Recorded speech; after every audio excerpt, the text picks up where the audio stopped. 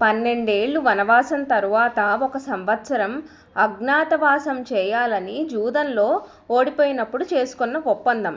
ఆ ఒప్పందం ప్రకారం అజ్ఞాతవాసానికి ఏ ప్రదేశాన్ని ఎంచుకుంటారు పాండవులు? మత్స్య దేశాన్ని పాలించే విరాటరాజు కొలువును ఎంచుకుంటారు.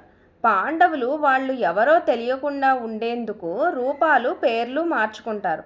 అలా ధర్మరాజు బ్రాహ్మణుని అవతారంలో కంకుభట్టు అనే పేరుతో, భీముడు వంటవాడిగా వలలుడు అనే పేరుతో, అర్జునుడు నపుంసకుడిగా అంతఃపుర స్త్రీలకు నాట్యం నేర్పేవాడిలా బృహన్నల అనే పేరుతో, నపుంసకుడిగా అర్జునుడిని శపించింది ఎవరు?